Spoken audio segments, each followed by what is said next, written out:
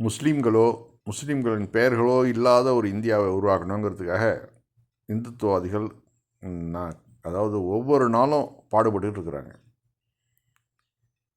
இதில் நம்ம சில இடங்களுடைய பெயர்களை பார்ப்போம்.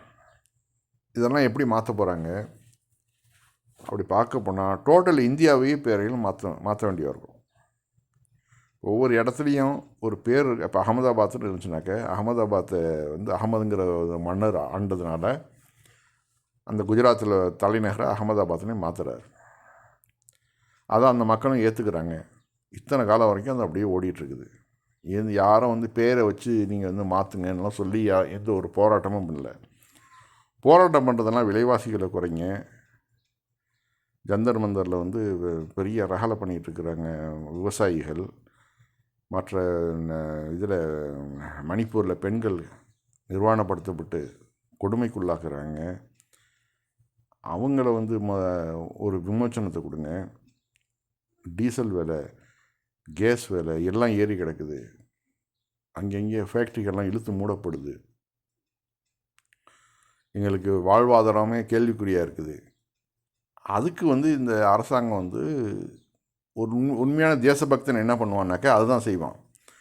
ஆனால் இந்த கிறுக்கனுங்க என்ன பண்ணுறானுங்க, இருக்கிற பேரெல்லாம் நம்ம மாற்றி ஆகணும், மாற்றிட்டா இந்துஸ்தானம் பெரிய வல்லரசாக மாறிடுமா முஸ்லீம்கள் பேரெல்லாம் மாற்றிட்டாக்க.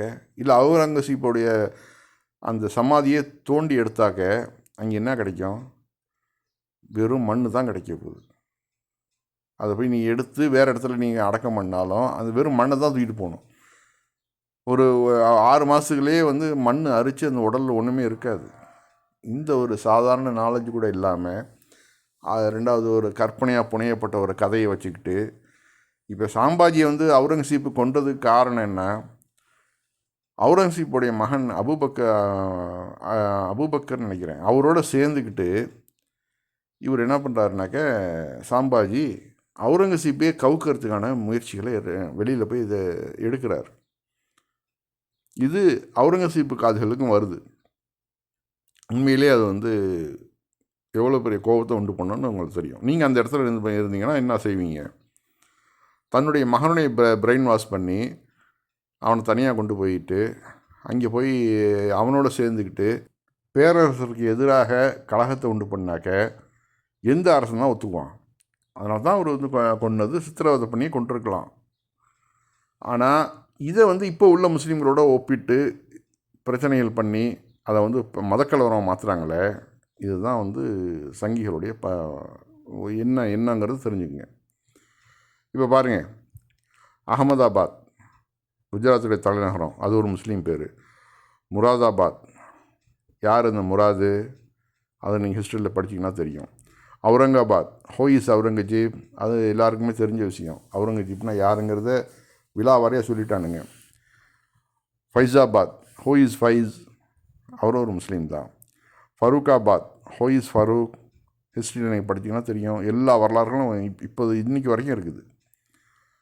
அடிலாபாத், ஹோயிஸ் ஆதில், ஆதிலாபாத்துங்கிறது தான் அடிலாபாத்னு மாற்றுறாங்க.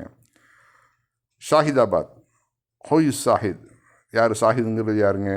ஹைதராபாத், ஹோயிஸ் ஹைதர், ஹைதராபாத்துங்கிற பேர் இருந்தது, ஹைதருங்கிற ஒரு அந்த இது ஆட்சி பண்ணதுனால தான் அது ஹைதராபாத்னு வந்திருக்கு. செகந்தராபாத், ஹோயிஸ் சிக்கந்தர், சிக்கந்தர் பேர் தான் மருவி செகந்தராபாத் தான் மாறுது. ஃபெரோஸாபாத், ஹோயிஸ் ஃபெரோஸ். முஸ்தஃபாபாத், ஹோயிஸ் முஸ்தஃபா, யார் இந்த முஸ்தஃபா? அகமது நகர், ஹோயிஸ் அஹ்மத். துக்லக்பாத், ஹோயிஸ் துக்லக், துக்லக்னா யார்? அது நம்ம படிச்சிருக்கோம், முகமது பின் துக்லக், நிறைய நம்ம படிச்சிருக்கோம் வரலாறுகளில். ஃபத்தேபாத், ஹோயிஸ் ஃபத்தே. உஸ்மானாபாத், ஹோயிஸ் உஸ்மான், யார் உஸ்மான்? பக்தியார்பூர், ஹோயிஸ் பக்தியார். மஹமூதாபாத், ஹோயிஸ் மஹமூத். முசாஃபர்பூர் அண்ட் முசாஃபர் நகர், ஹோயிஸ் முசாஃபர். புர்ஹான்பூர், ஹோயிஸ் புர்ஹான். இது ஒரு ஒரு அளவு சொன்னது தான். இப்போ நம்ம மதராஸே எடுத்துங்க, மதராசப்பட்டினம் தான் பழங்காலத்து பேர். கலைஞர் அதை சென்னைன்னு மாற்றினார். சென்னைன்னு மாற்றினாலும் அந்த பழைய பேர் தான் இன்னும் இருந்துகிட்ருக்குது, மதராஸ் தான். இப்போ இங்கே நீங்கள் அரபு நாடுகளுக்கு நீங்கள் வந்தீங்கன்னாக்க உங்களுக்கு பேரை மதராசி தான். வடநாட்டுக்காரங்க கூப்பிட்றது மதராசி தான். நீங்கள் தெலுங்கு பேசுனாலும் சரி, தமிழ் பேசுனாலும் சரி, கன்னடம் பேசுனாலும் சரி, அவன் பார்வையில் அது மதராஸ் தான், மதராசி. நான் மதராஸுக்கு போகிறேன். இன்றைக்கி வரைக்கும் மதராஸுங்கிற வார்த்தைகளை எடுக்க முடியல. ஏன்னா அது மக்களோட ஒன்று பிணைஞ்சு போயிடுச்சு.